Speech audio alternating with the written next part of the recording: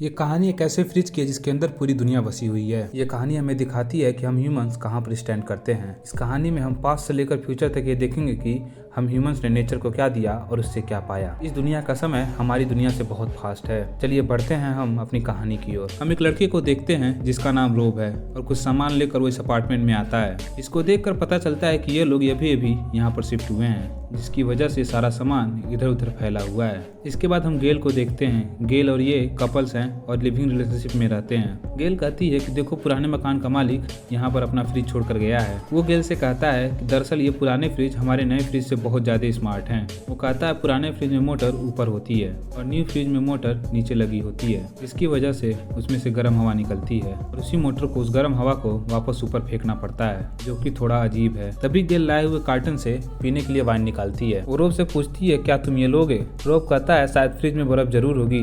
उसके बाद हम फ्रिज में बर्फ को देखते हैं जो कि पूरी तरीके से भरी होती है। रोब कहता है ये तो हिमालय जैसा लग रहा है। अब रोब आइस क्यूब के 2 टुकड़े लेता है और उन्हें सर्व करता है। ये लोग चीयर्स करते हैं और रोब जैसे ही एक सिप लेने वाला होता है तभी रोब को लगता है कि उसने अपने ग्लास में कुछ अजीब सा देखा है और वो अपने ग्लास से बर्फ के टुकड़े को निकालता है और जब वो उसे देखता है तो वो दंग रह जाता है। फिर वो गेल से कहता है मैं चाहता हूँ तुम इस आइस क्यूब के अंदर देखो और मुझे बताओ तुम्हें क्या दिखा। वो उसे ध्यान से देखती है और पहचान जाती है ये क्या चीज है और वहाँ पर मैग्नीफाइंग ग्लास लेके आती है। वो मैग्नीफाइंग ग्लास से चेक करते हैं तो उन्हें पता चलता है ये एक मैमथ है जिसके अंदर बहुत सारे भाले घुसे हुए हैं। मैमथ दरअसल हाथियों के बराबर ही होते थे, लेकिन कई गुणों में उनसे ज्यादा ताकतवर थे। उदाहरण के तौर पर इनके शरीर पे बहुत बड़े बड़े बाल होते थे, इनकी खोपड़ी छोटी और कान भी छोटे होते थे, इनके दांत मैक्सिमम 14 फीट तक लंबे होते थे। इनका शरीर बर्फ में दबा हुआ इतनी अच्छी हालत में पाया गया था कि इनका मांस खाने लायक था और मुंह में जो खाना फंसा था वो भी खाने लायक था। इस मैमथ को कुछ साइंटिस्टों ने अंटार्कटिका में डिस्कवर किया था। तो चलिए अपनी मूवी की तरफ बढ़ते हैं। गेल कहती है अगर फ्रिज में ऐसे और भी हुए तो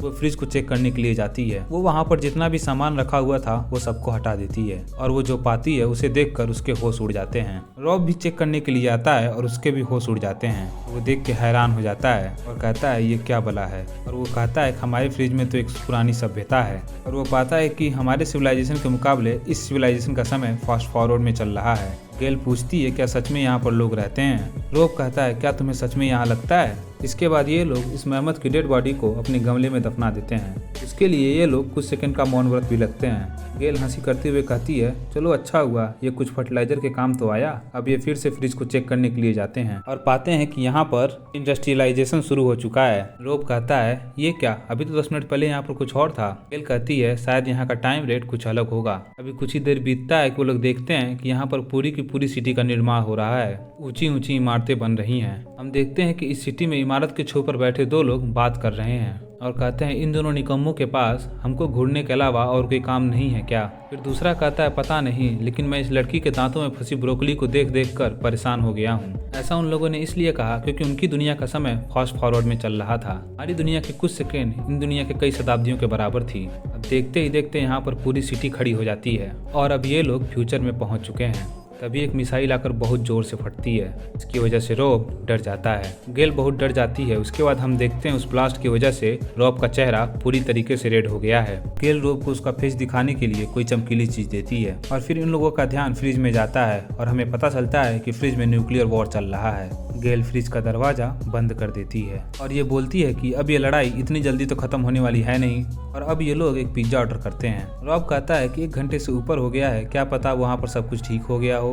रॉब इस उम्मीद में फ्रिज खोलता है और देखकर दंग रह जाता है। वहाँ पर एक हाईटेक सिटी का निर्माण हो चुका होता है। तभी वहाँ पर बन रही एक बिल्डिंग पर उसकी नजर पड़ती है। रॉब कहता है ये बिल्डिंग थोड़ी अजीब सी लग रही है। गेल कहती है हाँ ये डिल्डो जैसा दिख रहा है। तभी वहाँ पर एक सुपरनोवा ब्लास्ट होता है जिसकी वजह से पूरी दुनिया खत्म हो जाती है और उनसे निकलने वाली रोशनी इनके पूरे किचन में फैल जाती है। ये दोनों उस रोशनी को देखकर बहुत ही खुश हो जाते हैं। एक बार फिर हम फ्रिज की तरफ देखते हैं। वो एक्सप्लोजन एक्सप्लोड होने के बाद अपने अंदर ही सिकुड़ जाता है। इस ब्लास्ट के कारण इसके सेंटर में एक ब्लैक होल क्रिएट हो गया था जिसने इस पूरे के पूरे एक्सप्लोजन को अपने अंदर समा लिया था। अब फ्रिज अब पूरी तरीके से सुनसान और खाली पड़ा हुआ है। रोब गेल से पूछता है कि क्या लगता है ये लोग वापस आएंगे? गेल कहती है मुझे तो ऐसा नहीं लगता। इसके बाद रोब दुखी होकर फ्रिज की पावर को कट कर देता है। वो उसकी वायर को इलेक्ट्रिसिटी प्लग से निकाल देता है। इसके बाद ये लोग सोने के लिए चले जाते हैं। और जब ये सुबह उठते हैं तो इनके मन में जिज्ञासा होती है, क्यों ना फ्रिज खोल के देखा जाए कि क्या चल रहा है। फिर वो लोग देखते हैं कि हम इंसानों के पूर्वज एक मरे हुए डायनासोर का मांस खा रहे हैं।